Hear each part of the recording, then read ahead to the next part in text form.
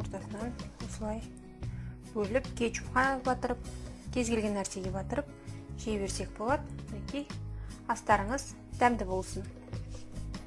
Сәлем достар, бүгін біз сіздермен кәдімгі ірімшіктен, яғни сырдан таяқшалар пісіреміз. Ол үшін бізге сыр керек, қатты сортынан, жұмыртқа керек, ұн керек, бұрыш, қалауымызша дәмдеуіш, панировочный сухари деп жатамыз.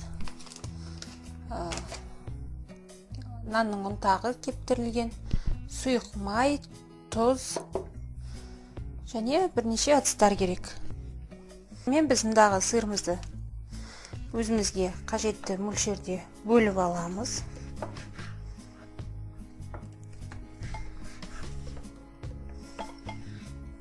Бұл кез келген қатты сорты голландский сыр деп жатамыз. Содан өте жақсы дайын бола алады.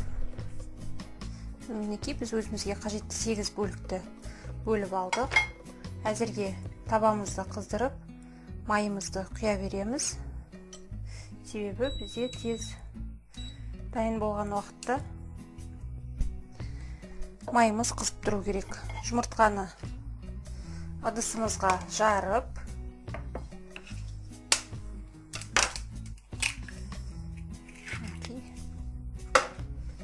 әзірге майымыз қызып жатқанда шанышқымен немесе венчик деп жатамыз, кәдімгі жұмыртқа араластыруға арналған құралымызбен жұмыртқаны жақсылап шайқап алсақ болады.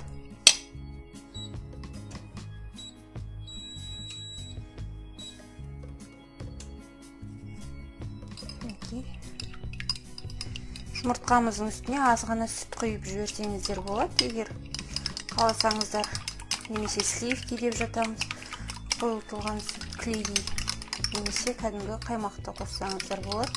Қалауларыңызда тек қана жұмыртқаның өзінен істесеңіздер де болады. Аз ғана су араластырып жіберсеңіздер де болады. Себебі жұмыртқа ол кезде өте жақсы араластырылады. Енді біз бұған қажетті мөлшерде тұзымызды саламыз, бұрышымызды саламыз, қара бұрыш, жеткілікті дәмдеуіш қосып жіберсеңіз өте жақсы. Укроп деп жатамыз, аскөк, құрғақ түрін немесе жас түрін қоссаңыз да болады. Яғни неше түрлі қылып дайындауға болады. Ал маған қазір дәл осылай ұнайды. Біздің майымыз қызу үстінде. Майымыз қызғанша біздіңдағы жұмыртқамызды араластыра тұрамыз. Онда да қалауларыңызда бірден жұмыртқаға араластырып жіберсеңіздер де болады. Ол кезде аз ғана қосасыз, немесе басқа ыдысқа салып алып, ең бірінші кезде былай осы сырыңызды орап алсаңыз да болады. Батырып-батырып. Екі әдісті де теңдей қолдансаңыз болады. Артықтық етпейді. Тек мұнда салғанда барлық түйіршіктерін жазып, жұмыртқамен бірге араластырғанда барлық түйіршіктерінің жазылғаны өте қажетті бізге. Мінекей, сонымен біз барлық сырымызды, ірімшігімізді ұнға малып аламыз.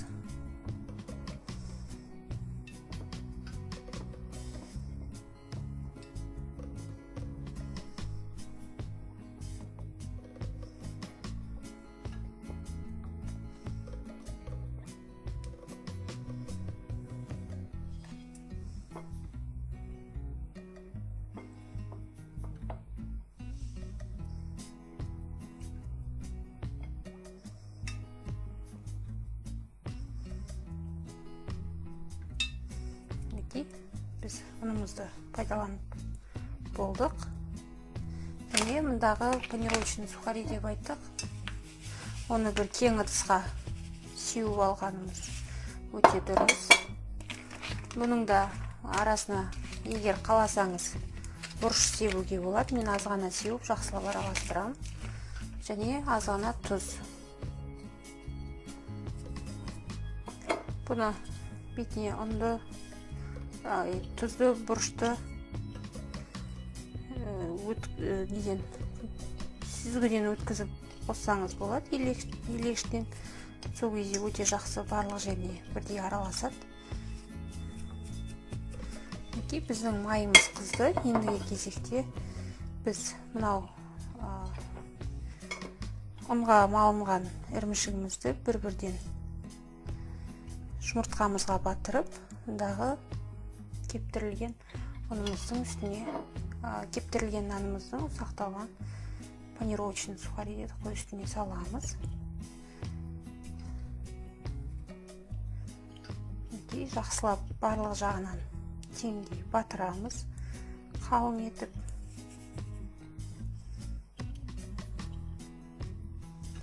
Кішкене қоя тұрсақ болады. Барлығын осылай батырып аламыз.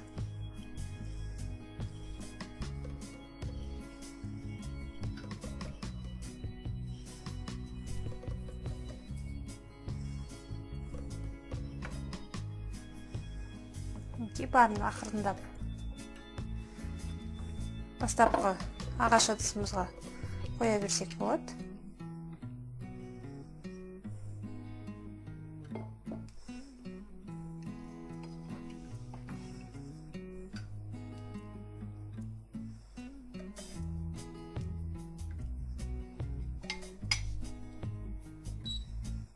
Пешіміздің отын ақырында да тұрамыз.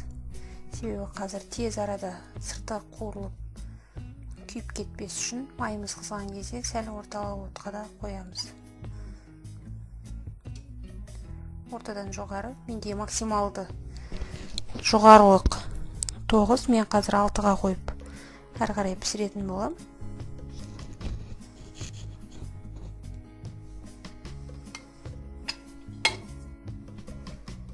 Бізде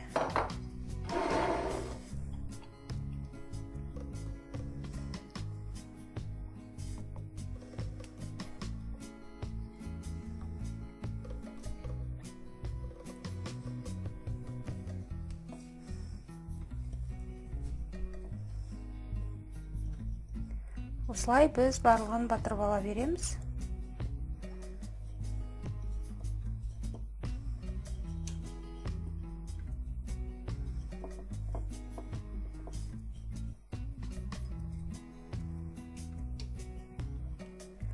Бұл ірімшік таяқшаларын үйде кетчуппен немесе өзіңіз томат соус жасап соған батырып жесеңіз де болады. Қаймаққа батырсаңыз да болады, клейге батырып жесеңіз де болады. Қалауыңызша кез келген нәрсемен біріктіріп жей беруге болады.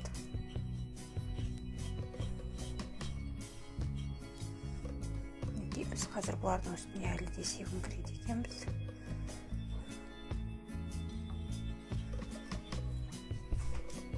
Ендігі кезекте біз мынау дайындаған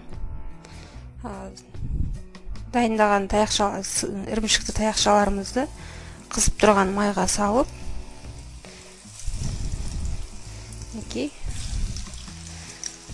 қуырып аламыз.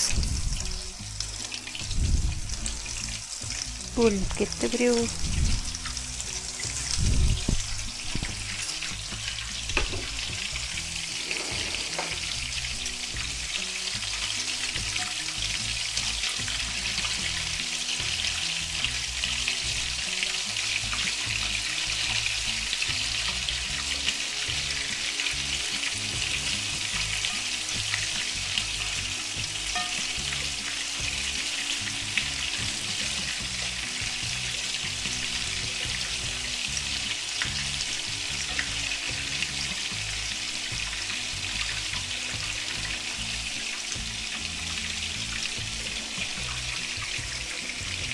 Түсі осыншалықты қызарғанша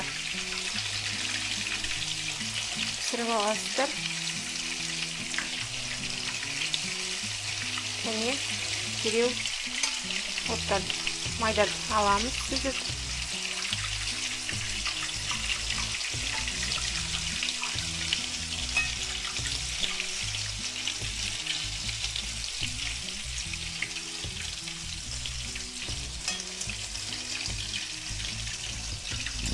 Бізде барлығы дайын болды.